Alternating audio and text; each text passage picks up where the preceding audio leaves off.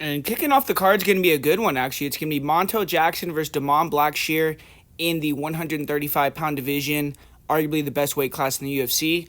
But pretty straightforward fight, in my opinion. Montel Jackson, dynamic striker. He's a problem for anyone on the feet with his length and his volume, but he's lost fights via getting wrestled. Blackshear, he's a fine striker, but primarily a grappler, and this fight's going to come down to if Blackshear could take down or control Jackson against the cage.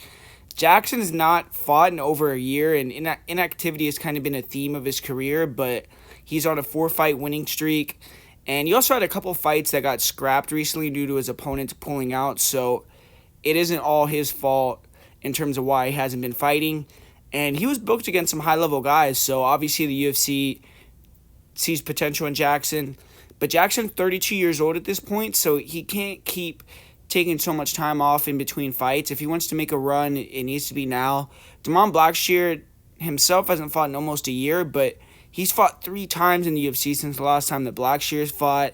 He actually had the quickest turnaround in UFC history for his last fight when he went in there against Mario Batista, just 1 week after his previous fight that he did win. And it's a high-level matchup between these two guys. It's a good fight. Montel Jackson, you look at him in a couple of his fights, he got grinded out against Brett Johns. And he obviously has the height and reach over virtually anyone that he fights, but he isn't that evasive. I mean, he seems like he likes to plant his feet and throw those long punches with some sting on him. And he can let guys push him against the cage and score a few takedowns, kind of steal decisions. His cage wrestling looks bad, even though he has a wrestling background. But he obviously has a ton of potential, but he just isn't training at one of the highest level gyms, and I just don't know how much work he's doing cage wrestling or how much, clinch work he's doing in general. He did a good job of defending the single against Hani Yahya, but, hard for me to really gauge much into that. Yahya's at the end of his career, but Montel Jackson's at his best, and what he wants to do in this fight is what he ended up doing to Yahya, and that's taking him out with the 1-2. Style-wise, Jackson, he's extremely fast and one of the longest bantamweights in the division. Like I said, he is the most mobile guy, but he uses a long-bladed stance. He'll snipe fighters with the 1-2s. He has sharp hands, good power. He'll go to the body, go to the head, and he can be high volume over 15 minutes. He has power as well because he's knocked down almost every opponent that he's faced, has really big hands. Isn't necessarily a guy with big killer instinct or finishing ability, though. It seems like when he hurts guys, he's not the best at closing the door, but he makes mistakes as well that can put him on his back, and he gives up the back mount. I feel like if he keeps this one standing, he's going to be doing really well, but if it goes to the ground, there's going to be some problems.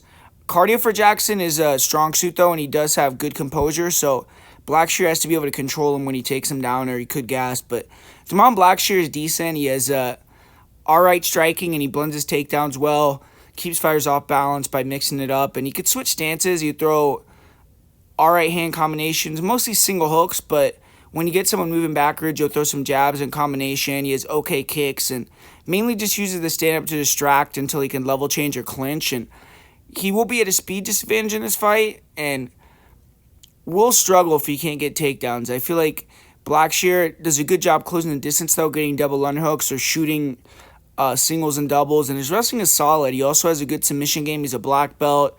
He has one of the few twister finishes in UFC history, so I think he will have an edge on the mat.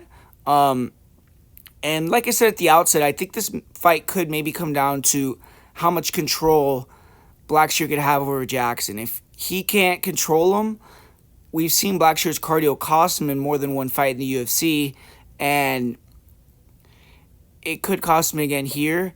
But I feel like, he looked good in his fight against Mario Batista, I thought, and Batista's a dark horse at 135.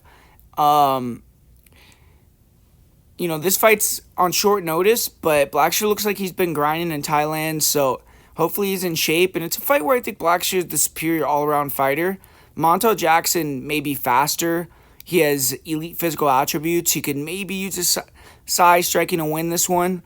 But ultimately, I think if Blackshear comes in here and is on point, he'll be able to mix it up, use his ability to hit takedowns, push Jackson against the cage, and win a decision. So I'm going with Blackshear here to get the job done.